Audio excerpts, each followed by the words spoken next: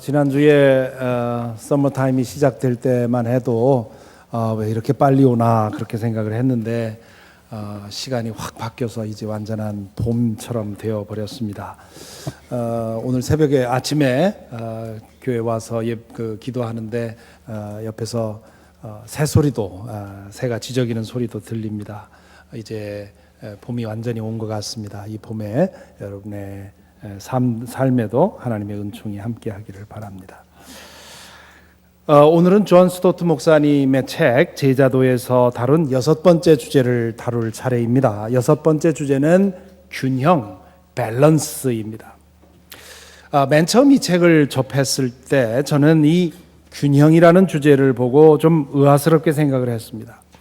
왜냐하면 그 이전엔 누구도 제자도의 그 자질로서 균형이라는 말을 사용해 본 적이 없기 때문입니다. 우리말 성경을 보면 균형이라는 말이 한 번도 사용이 안 됐습니다. 놀랍지 않습니까? 얼마나 두꺼운 성경인데 그 안에 글자가 얼마나 많을 텐데 균형이라는 글자가 하나도 없습니다. 개역도 그렇고 새 번역도 그렇고요. NIV 성경을 기준으로 하면 밸런스라는 말이 4번이 사용이 되는데 그 경우에도 어카운트 밸런스를 말하지 균형을 말하지는 않습니다. 그러니 균형은 한 번도 언급된 적이 없는 것이지요. 존 스토트 목사님이 탁월한 점이 바로 이런 데서 드러납니다. 영적인 지도자는 이런저런 방식으로 우리의 고정된 생각을 깨뜨려서 새로운 생각을 하게 만들어 주지요. 생각할수록 균형을 제자의 중요한 자질로서 얘기한 것은 참 잘한 일입니다. 왜냐하면 저 자신의 개인적인 영적 생활 중에서도 가장 자주 그리고 가장 큰 어려움을 겪는 것이 이 균형을 잡는 것입니다. 개인적인 삶도 그렇고 교회 일을 돌보는 과정에서도 그렇고 세상을 보는 눈에 있어서도 마찬가지입니다. 내가 균형을 잡은 것 같은데 돌아보면 또 균형을 잃어버렸지요. 그래서 요즘엔 이 사회적인 문제에 대해서 함부로 말하는 게 참 주저됩니다. 그전에는 내가 옳다고 하는 확신이 상당히 있었는데 이제 시간이 지나면서 내가 완전히 균형 잡힌 어떤 시각을 가질 수 없는 존재라고 하는 것을 알기 때문이지요. 그러므로 예수의 제자가 매일 싸워야 할 문제 중에 하나로서 균형을 제시한 것은 이건 아주 선각자다운 그런 통찰이라고 할 수 있습니다. 창세기 1장을 보면 하나님께서 매일 6일 동안 이 세상을 창조하시는데요. 창조가 끝날 때마다 그것을 보고 좋다 그렇게 감탄을 하시지요. 마지막 날에는 참 좋다 그렇게 강조하십니다. 이 좋다라고 번역된 히브리 말이 토브라고 하는 말인데 이 토브라고 하는 것은 모든 것이 제자리를 지키고 자기 분수를 지키고 서로 밸런스를 맞추는 그런 상태를 가리킵니다.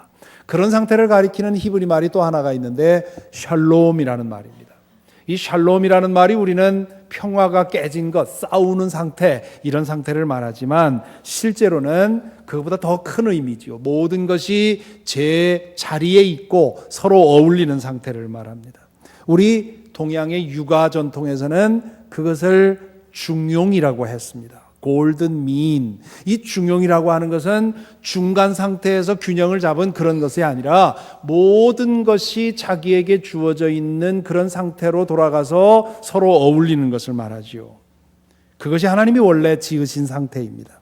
그런데 인간의 죄로 인해서 그 토브가, 그 샬롬이, 그 중용이 깨진 것입니다. 균형이 이제 기울어진 것이지요. 죄로 인해서 인간은 비유하자면 시소 위에 앉아있는 존재가 되어버렸습니다. 시소는 언제든 한쪽으로 기울게 되어 있지요. 평형을 유지하는 것은 순간적입니다. 늘 그 상태에 머물러 있는 것은 불가능합니다.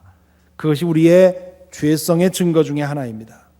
하나님께서 지어놓으신 그 토부의 상태가 깨져서 언제나 한쪽으로 기울 수밖에 없습니다. 그래서 우리는 하루에도 여러 번 우리의 생각과 우리의 행동 속에 균형을 잃은 모습을 발견하게 되는 것이지요. 그런 사람들이 모여서 사회를 이룹니다. 그렇기 때문에 우리 사회에서 일어나는 일들도 보면 이 시소 위에 앉아 있는 인간의 모습을 보여주는 일들이 많이 있습니다. 인류 역사를 한마디로 말하자면 여러 가지 시각에서 말할 수 있지만 이 보수로부터 진보라고 하는 이 두 축을 오락가락하는 반복의 연속이라고 말할 수 있습니다. 진보적인 성향이 득세해서 한참 그쪽으로 가다가 보면 나중에 한계에 봉착해서 다시 보수적인 그런 반동의 세력이 움직이고요. 그러면 다시 보수 쪽으로 흘러가다가 보수의 극단에 와서는 이거 아니다 싶어서 다시 반동의 세력이 출현하고 그러면 다시 진보로 돌아가고 이러한 그 축을 왔다 갔다 하는 것이 우리 역사라고 할 수 있습니다. 인류 역사상 모든 것이 제자리를 잡고 와 이건 완전하다 하고 생각할 만한 그런 상태를 한 번도 경험한 적이 없습니다. 그런 상태에 있는가 싶으면 어느 한쪽으로 기울어지는 것이지요. 이런 각도에서 보면 예수 그리스도 안에서 우리의 옛사람이 죽고 새 사람으로 거듭나서 제자로 자라간다는 말은 하나님께서 우리 모두에게 부여하신 그 균형을 되찾는 것이라고 말할 수 있습니다. 태초에 하나님께서 지어놓으신 그 상태, 그 토브의 상태, 그 샬롬의 상태, 그 중용의 상태, 그 균형의 상태를 회복하는 것이지요. 존 스토트 목사님은 이 제자도라고 하는 책에서 베드로전서 2장을 읽어가면서 거기서 6개의 비유를 뽑아냅니다. 그리고 그 하나하나에서 우리가 균형을 잡아야 된다고 설명을 하지요. 저는 그 여러 가지 주제들 중에서 오늘 우리 한인 교회가 그리고 한국의 그리스도인들이 그 잃어버리고 있는 균형을 잡기 어려워하는 문제 중에 하나를 집중해서 말씀을 드리려고 합니다. 즉 개인 구원과 사회 구원, personal salvation과 social salvation 사이에 균형을 잡는 것을 말합니다. 예수를 믿어서 영생을 얻고 죽어서 천국 가는 것, 이것을 개인 구원이라고 말합니다. 반면에 이 땅에 하나님 나라가 자리 잡고 더욱더 살만한 나라, 모든 인간이 인간됨을 누리며 살아갈 수 있는 그런 세상으로 만드는 것, 이것을 소셜 셀베이션이라 그렇게 말합니다. 한국교회 그리고 우리 한인 그리스도인들은 이 두 가지의 축 중에서 개인 구원적으로 좀 심하게 균형을 잃고 있습니다. 여러분은 어떠신가요? 교회 다니고 예배드리고 또 열심히 기도하는 여러분들의 그 모든 활동은 무엇을 향해 있습니까? 여러분 자신의 구원을 위해 있는 것 아닙니까? 그게 나쁘다는 것이 아니지요. 물론 자신의 구원에 대해서도 관심이 없는 이들이 있습니다. 자신이 구원받아야 할 상태라고 인정하지 않는 것이지요. 그러면서도 교회 다닙니다. 그런 경우는 비유하자면 병이 들어서 억지로 입원을 시켜놨는데 병 치료할 생각은 하지 않고 그저 복도를 걸어다니면서 이방저방 기웃거리면서 구경하는데 몰두하고 있는 사람과 같다 할 수 있습니다. 지금 우리는 사순절의 중간에 있습니다. 사순절 새벽기도회를 이제 절반 조금 지나고 있는데요. 그동안 조금 날씨나 이런 문제로 인해서 느슨해졌던 분들이라면 이제 남은 한 20일, 남은 한 17일 정도를 더욱더 다잡아서 해보시기를 바랍니다. 시간이 지날수록 이번 새벽기도회 중에 로마서를 읽고 묵상하기로 결정한 것은 가장 먼저 저 자신을 위해서 하는 일이라고 하는 사실을 깨닫습니다. 제가 새벽에 여러분들 앞에 서는 그 말씀은 제가 이미 가지고 있는 지식을 가지고 서는 것이 아니라 매일같이 상당한 시간을 투자해서 매일 샘에서 물을 길어오르듯 가지고 그 물을 가지고 섭니다. 그러니 그 물맛을 가장 먼저 보는 건 저 자신이지요. 매일 말씀을 읽고 연구하고 묵상하면서 강해를 하다 보니까 예수 그리스도 안에서 얻는 구원이 무엇인지를 다시 한번 확인하고 그러면서 제 믿음이 저희의 기도가 깊어지는 것을 경험을 하고 있습니다. 바울 사도는 이 로마서에서 하나님을 떠난 삶이 얼마나 불행한지를 우리에게 일깨워주고 있습니다. 믿음이라고 하는 것은 있으면 좋고 없으면 좀 아쉬운 정도의 장식품이 아닙니다. 죽고 사는 문제입니다. 여기서 말하는 죽음은 우리의 목숨을 말하는 것이 아니라 하나님으로부터의 영원한 분리를 말합니다. 성경은 그것을 지옥이라고도 말하고 영원한 죽음이라고도 말하고 영원한 멸망이라고도 말합니다.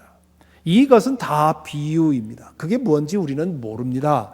우리가 다만 이 땅에서 우리가 생각하는 그런 상상력을 가지고 표현할 뿐이지요. 그 모든 비유의 핵심은 하나님으로부터 영원히 그리고 완전히 분리되는 것을 말합니다. 하나님에게서 분리된다는 말은 그분에게서 나오는 모든 선하고 거룩하고 정의롭고 아름답고 복된 것들로부터 분리되는 것이지요. 이 땅에 사는 동안 우리는 누구든지 상관없이, 누구든지 차별 없이 하나님과 어느 정도 분리되어 있고 어느 정도 연합되어 있습니다. 이 믿지 않는 사람들도 다 하나님의 자녀입니다. 다만 비유하자면 집을 잃은 자녀 혹은 집을 떠난 자녀라고 말할 수 있겠지요. 하나님은 그들이 집으로 돌아오기를 끊임없이 그들의 마음을 두드리면서 부르십니다. 당신에게 등을 지고 집을 나갔지만 그러나 이 땅에서 주어진 인생을 살아갈 수 있는 모든 것들을 믿는 사람들과 차별 없이 공급해 주십니다. 하나님에게서 나오는 선하고 거룩하고 아름답고 정의롭고 복된 것들을 이 땅에서 사는 동안 누리고 살아갈 수가 있습니다. 그러나 동시에 하나님을 등졌기에 자신의 판단과 선택에 따라서 그 삶 속에는 죽음의 세력들이 피어오르기 시작하는 것이지요. 햇볕이 들지 않는 곳에 곰팡이가 피는 것과 같은 이치입니다. 끝내 하나님에게 돌아오기를 거부하고 하나님에게 반대되는 선택을 끊임없이 하고 그리고 그것으로 끝나는 인생은 결국 그 선택대로 하나님에게서 완전히 그리고 영원히 분리된다는 것이지요. 이 땅에서 사는 것으로 모든 것이 끝난다면 오히려 다행일지 모르겠습니다. 하지만 여러 가지 증거로 볼 때, 그리고 특별히 예수님에게서 일어난 일로 볼 때, 이 땅에서의 삶이 전부가 아니고 물질 세계가 전부가 아닙니다. 10개월 동안 어머니의 모태를 세상의 전부로 알고 살던 아이는 탄생하는 순간에 자기가 죽는 줄 알 것입니다. 그러나 그것은 죽음이 아니라 새로운 세계로의 탄생입니다. 마찬가지로 몇십 년 동안 이 세상이 전부인 줄 알고 사는 사람은 죽음의 순간에 다 끝나는 것으로 생각하겠지요. 그러나 그 과정을 통해서 우리는 새로운 세상으로 나아가는 것입니다. 그 세상에서 하나님과 영원히 완전히 분리되는 것, 그래서 하나님에게서 나오는 좋은 것들이 하나도 남지 않고 그 반대의 것들로만 가득한 그런 상태로 떨어진다는 말입니다. 그 불행을 어찌 말로 표현할 수 있겠습니까? 구원받는다는 말은 잃어버렸던 하나님을 찾는 것이고 등졌던 하나님에게 돌아가는 것입니다. 하나님에게 돌아가는 데 있어서 유일한 장애물이 바로 죄입니다. 그래서 예수 그리스도께서 그 죄의 장벽을 허물어 주셨습니다. 그래서 우리는 예수 그리스도의 은혜를 힘입어서 하나님에게 돌아갑니다. 하나님에게 돌아가 그분과 사랑의 관계 안에서 살면 우리의 삶은 하나님에게서 나오는 온갖 선하고 거룩하고 아름답고 정의롭고 복된 것들로 채워지는 것입니다. 그 믿음 안에 살면 죽음은 더 이상 원수가 아닙니다. 두려움의 대상이 아닙니다. 죽음은 지금 이 땅에서 우리가 이미 맛보고 살아온 그 하나님의 생명을 완전하게 경험하게 되는 그런 과정입니다. 그 모든 것이 하나님에게 완전히 그리고 영원히 일치되는 것이지요. 그것이 우리가 얻는 구원의 완성입니다. 개인 구원이란 바로 이것을 말하는 것이지요. 말할 것도 없이 신앙의 출발점은, 그리고 믿음의 핵심은 내가 하나님 안에서 회복이 되어서 하나님의 자녀로 온전해지고 그리고 그렇게 하나님의 영원한 생명 안에 들어가는 것입니다. 그런데 문제는 하나님의 관심은 나 개인의 구원에만 한정되어 있지 않다는 데 있습니다. 하나님은 이 세상은 멸망하도록 내버려두고 당신을 믿는 사람들만 뽑아내서 구원시키는 그런 하나님이 아니라 이 세상 전체를 구원하시기를 원한다는 말이죠. 기독교 고전 작품 중에 존 버년이 지은 철로 역정 Pilgrim's Progress라고 하는 책이 있지요. 크리스천이라고 하는 한 주인공이 자신이 살던 도시를 떠나서 Celestial City, 하늘의 도시를 향해서 가는 그 과정에서 만나는 여러 가지 과정들을 비유적으로 그리고 있는 그런 책입니다. 이 책에서 이 크리스천이라고 하는 주인공이 살던 도시의 이름을 영어로는 City of Destruction 그렇게 되어 있는데요. 그것을 제가 맨 처음에 어릴 적에 그 책을 읽을 때 그것을 우리말로 장망성이라고 번역을 했습니다. 장망성이 뭡니까? 장차 망할 성. 그렇지. 이 소설은 성경 다음으로 많이 읽힌 책이라는 별명을 가지고 있을 정도로 지난 수백 년 동안 사랑을 받았습니다. 하지만 이 소설이 만들어낼 수 있는 아주 위험한 오해가 있습니다. 장망성이라고 하는 이 이름 안에 그 위험이 담겨 있습니다. 이 세상을 침몰하는 배로 혹은 불에 타고 있는 소돔과 고모라로 생각하게 만듭니다.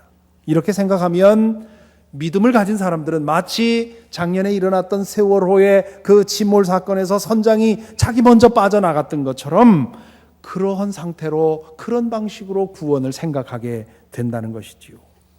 다른 사람은 다 빠져 죽어도 다른 사람은 다 멸망해 죽어도 나만은 구원받겠다고 하는 그런 태도로 신앙생활하는 것입니다. 이 오해는 성경을 잘못 읽어서 생기는 것이고 또한 인간의 그 고질적인 이기심 때문에 생기는 것입니다. 성경 안에는 이 세상에 대한 심판의 말씀이 많이 나오지요. 하지만 그 심판은 인간의 죄에 대한 심판입니다. 하나님께서 창조하신 이 세상은 불에 태워 폐기할 대상이 아니라 새롭게 변모시켜 원상태로 회복시킬 대상입니다. 불로 심판하시는 이유는 이 세상을 태워서 소각시켜 버리는 것이 아니라 이 세상을 정화시키려는 것입니다. 이 세상은 하나님의 사랑의 대상이고 구원의 대상입니다. 뿐만 아니라 한 개인은 이 세상의 일부입니다. 한 개인이 거룩하게 변화되면 그 사람으로 인해서 그를 둘러싼 세상이 좋은 영향을 받지요. 반대로 한 사람이 악해지면 그 사람으로 인해서 그를 둘러싸고 있는 세상이 얼마나 서퍼하게 되겠습니까? 그 가정도 힘들고요. 그 사람이 속해 있는 직장도 힘들어지고요. 한 사람이 그 사회입니다. 반대로 한 사회가 망가지면 그 안에 살고 있는 사람이 자신이 하고 싶은 일들을 마음대로 못하고요. 그리고 질식되고요. 그리고 나중에는 전혀 구원이 불가능해집니다. 구원은 죽고 나서 천당 가는 것만이 아니지요. 물론 그것도 있지만 이 땅에서 하나님이 우리를 지으신 그 원래의 모습대로 회복되어 가면서 그 모습대로 우리에게 주어진 삶을 영유하고 하나님을 찬양하면서 살아가는 그것이 구원의 일부입니다. 그런데 이 세상이 망가져 버리면 그것이 원천적으로 불가능하다는 거죠. 그렇기 때문에 믿음 안에서 자라가면서 우리는 나 개인의 문제만이 아니라 이 세상의 문제에 대해서 관심을 넓혀갈 수밖에 없다는 말입니다. 믿음 안에서 자라가면서 하나님의 마음을 알고 예수 그리스도의 심장을 가집니다. 그 마음으로 이 세상을 돌아봅니다. 특별히 세상에 만연해 있는 죄악의 문제에 관심을 가지고 아픈 마음으로 기도합니다. 정치 부패의 문제, 깨어진 사법 정의의 문제, 무너진 교육 현장의 문제, 종교의 타락의 문제, 망가진 경제 정의의 문제, 차별의 문제, 불평등의 문제, 가난의 문제, 인권의 문제 등 이 죄의 증상으로서 생긴 문제들을 보면서 나는 그것으로부터 어떻게든 빠져나가기만을 힘쓰는 것이 아니라 어떻게 하면 이 문제를 고칠 수 있을까? 그것을 붙들고 고민하게 되고 기도하게 되고 그리고 자신이 할 수 있는 일이 무엇인지를 찾는 것이지요. 그리고 그런 문제로 인해서 희생당한 사람들을 도와주기 위해서 그리고 그런 문제를 고치기 위해서 노력하는 것입니다. 그래야만 개인적인 구원이 이루어지기 때문이지요. 그래서 그것을 사회구원이라 그렇게 말을 하는 것입니다.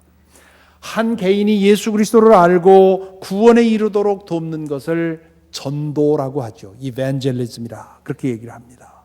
반면에 그러한 개인들이 구원의 삶을 누릴 수 있도록 사회를 바꾸어 주는 것, 그것을 선교라, 미션이라 합니다. 전도는 선교를 위한 것이고 선교는 전도를 위한 것입니다.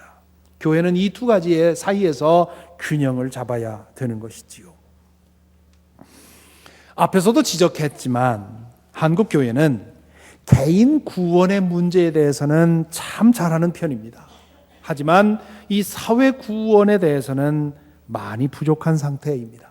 물론 여러분 중에 그렇지 않은 분들도 있겠습니다만은 한국 교회의 일반적인 수준을 생각하면 그렇습니다. 여러분 자신을 돌아보아도 동의하실 분이 많이 있을 겁니다. 여러분의 그 개인적인 신앙생활의 목적을 보면 나 자신의 영혼 구원을 위한 열심과 노력과 헌신은 매우 강한데 이 세상에서 일어나는 죄악과 부조리에 대해서는 별 관심이 없는 그런 모습을 혹시 보시는 거 아닙니까? 관심이 있다 해도 신문을 읽고 잡담거리 정도로 생각하는 것뿐, 정말 아픈 마음으로 그 문제를 나의 문제로 받아들이고, 그리고 이 사회가 정의로워지고 바로잡히기 위해서 내가 할 수 있는 것이 무엇이 없는지를 찾고 헌신하는, 거기까지 가고 있느냐 말이지요. 정치적인 야심을 가지고 권력을 갖기 위해서 그렇게 노력하는 사람은 있지만 정말 사심없이 하나님의 비전을 품고 하나님의 아픈 마음으로 그렇게 이 땅의 정의를 위해서 일하는 사람은 많지 않다는 거지요. 사실 어쩌면 이것은 동양인 혹은 우리 한국인의 일반적인 성향인지도 모르겠습니다. 미국에서 동양인들이 사는 모습에서도 그런 경향이 좀 뚜렷이 보이지요.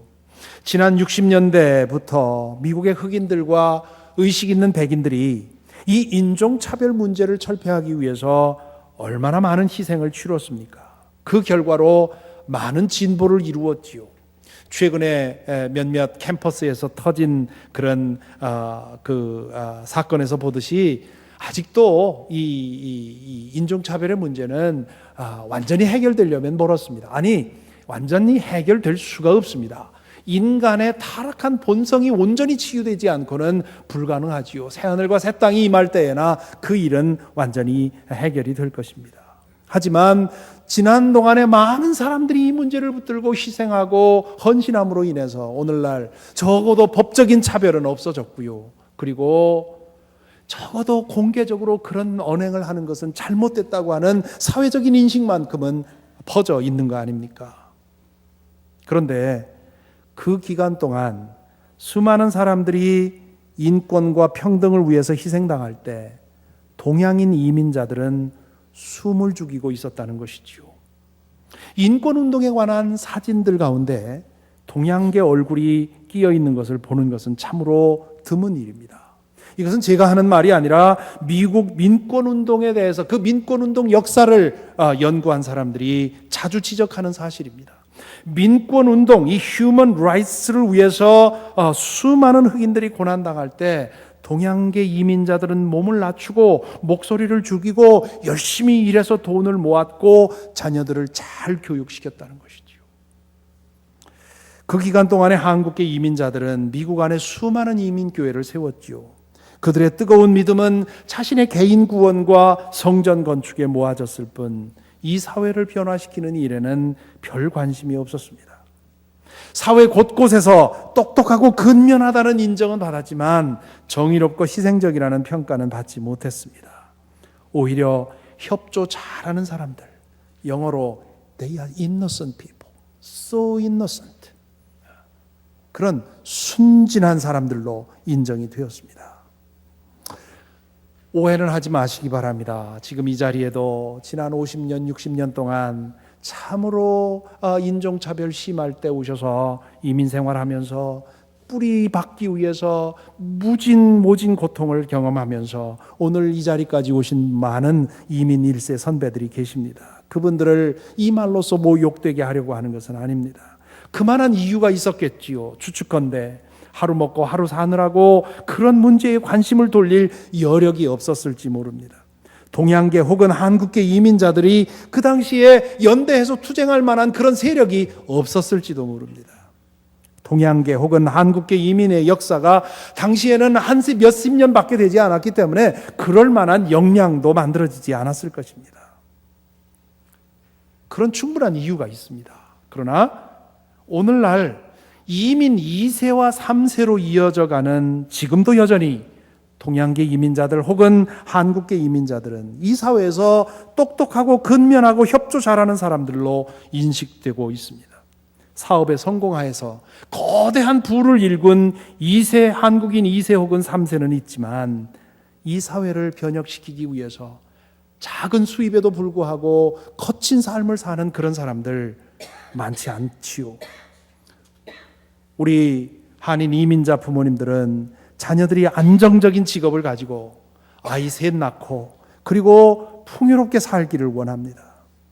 이런 어려운 일들을 하겠다고 하면 말립니다. 그러지 말라고.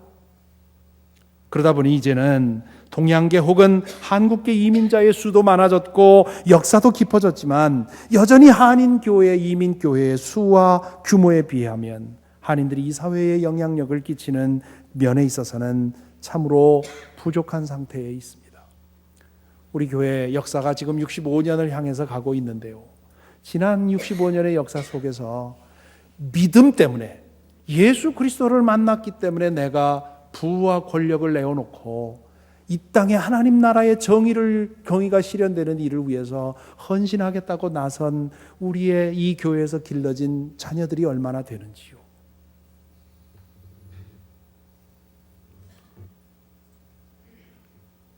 이 자리에는 지금 아이들을 아직도 기르고 있는 그런 부모님들이 많이 계십니다.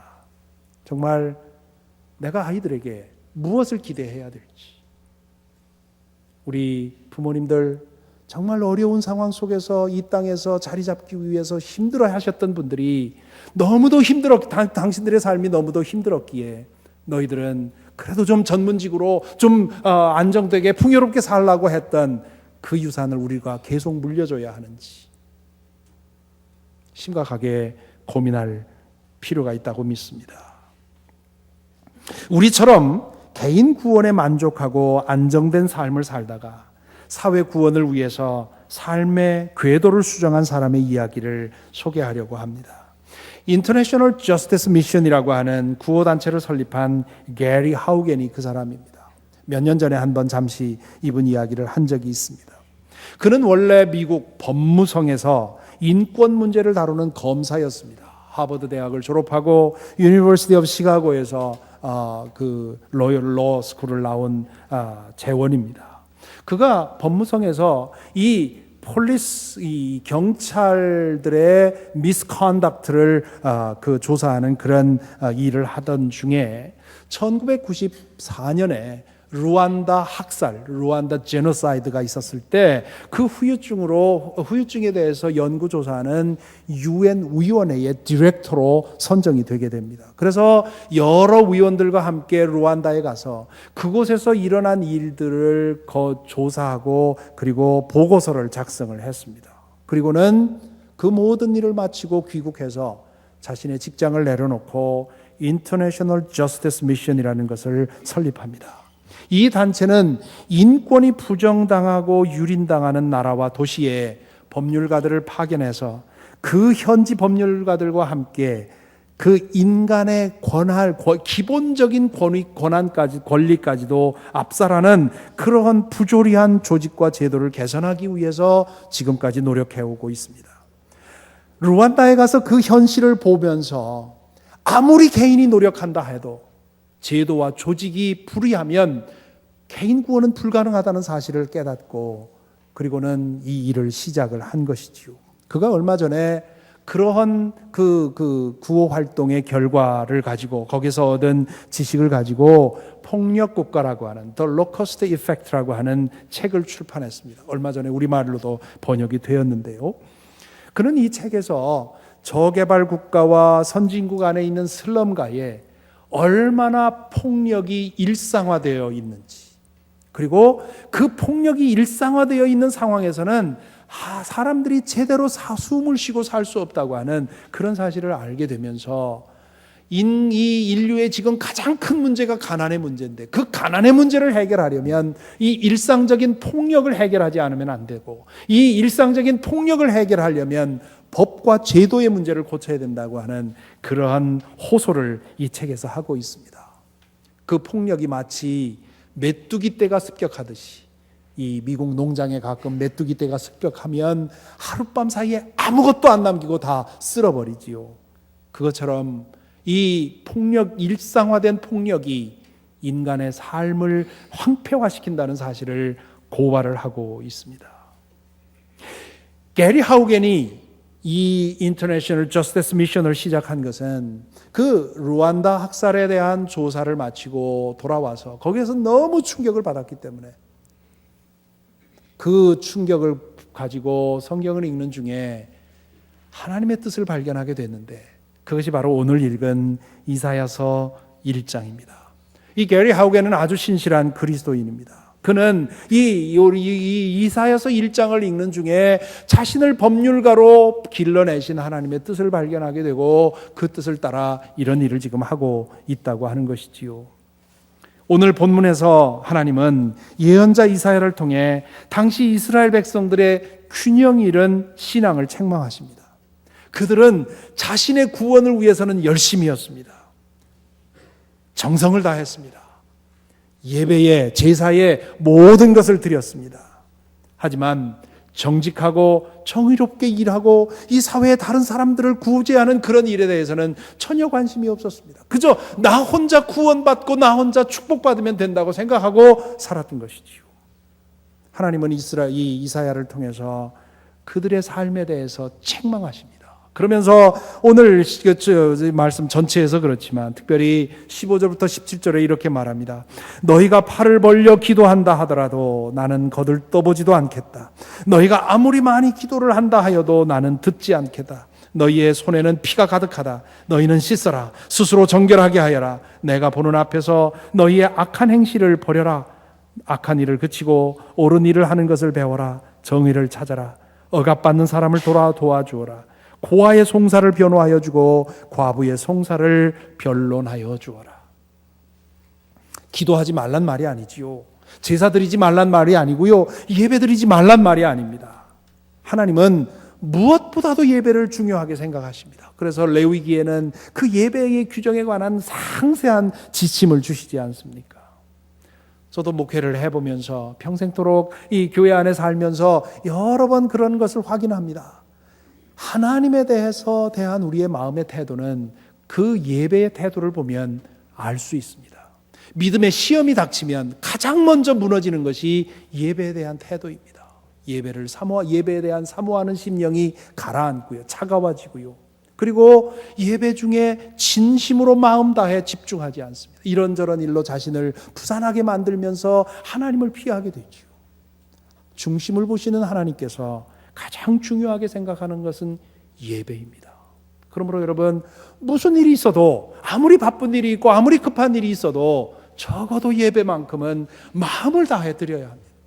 그런데 그렇게 예배를 드린다고 했을 때 그것이 온전한 예배라면 우리 삶으로 이어져야 된다는 거죠. 삶으로 이어진다는 말은 세 가지 의미가 있습니다. 오늘 말씀을 읽어보면 첫째로는 우리 스스로 부정과 거짓과 술수와 불의로부터 손을 씻어야 합니다.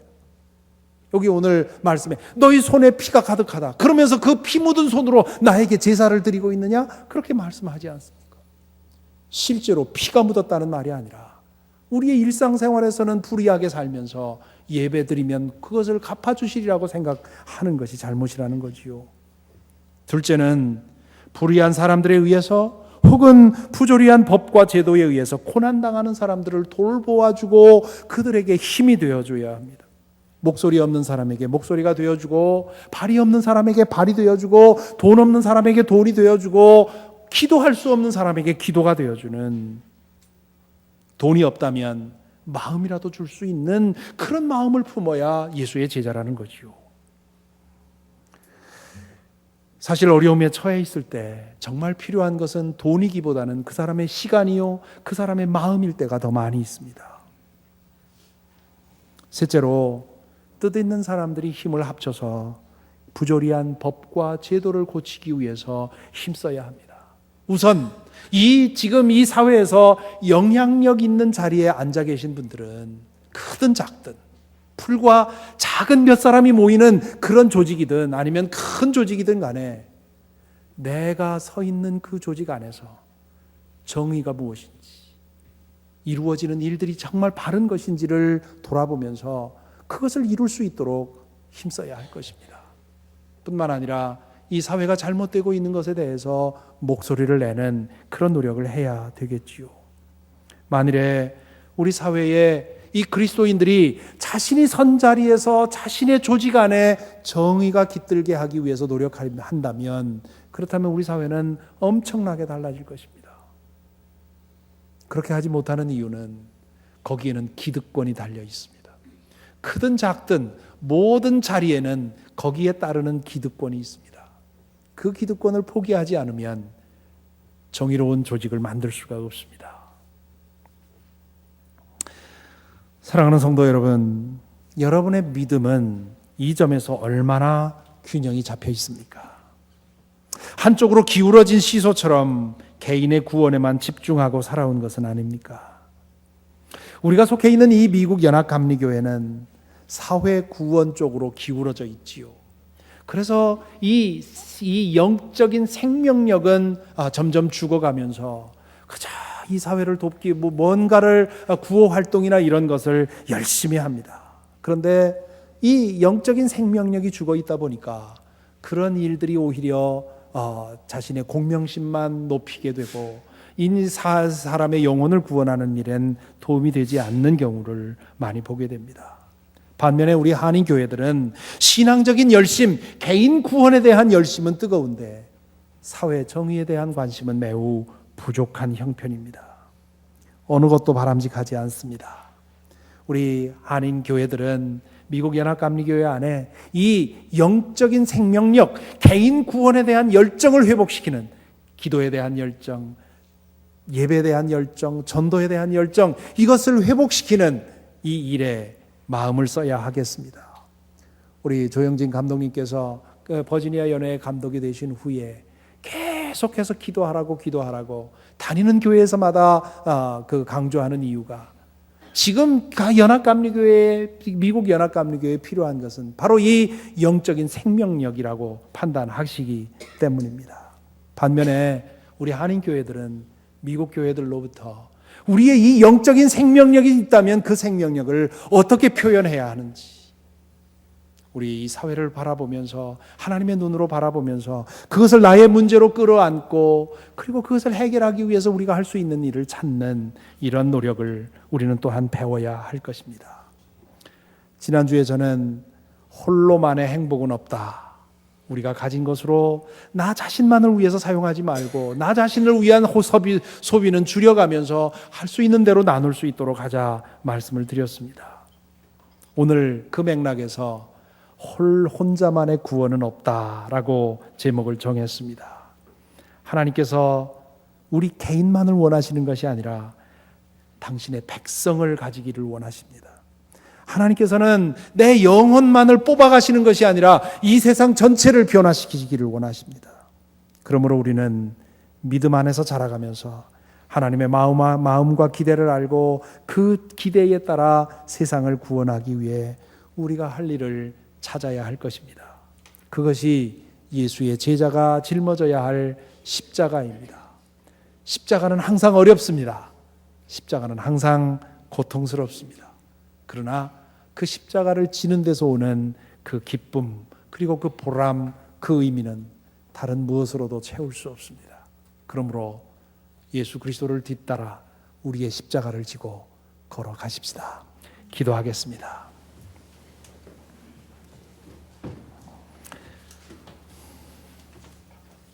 이 시간 잠시 묵상하십시다.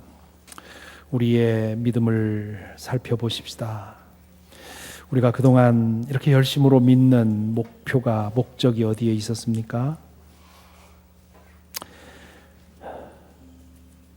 과연 우리는 우리 이웃의 아픔을 얼마나 품고 기도하고 내 스스로 부정으로부터 손을 씻고 내가 속해 있는 사회를, 조직을 정의롭게 하는데 얼마나 힘을 썼습니까? 혹시 우리는 그 세월호의 선장처럼 다른 사람 어찌 되든, 이 세상 어찌 되든 나 혼자 구원받으면 그만이라고 생각하고 살고 있는 것은 아닙니까? 오 주님, 주님의 마음을 품게 하옵소서. 주님의 마음으로 이 세상 살게 하옵소서. 주님의 마음으로 이 세상의 아픔을 품게 하시고 내 인생의 작은 조각이라도 그 일을 위해서 사용되게 하옵소서. 이 시간 묵상으로 기도하겠습니다.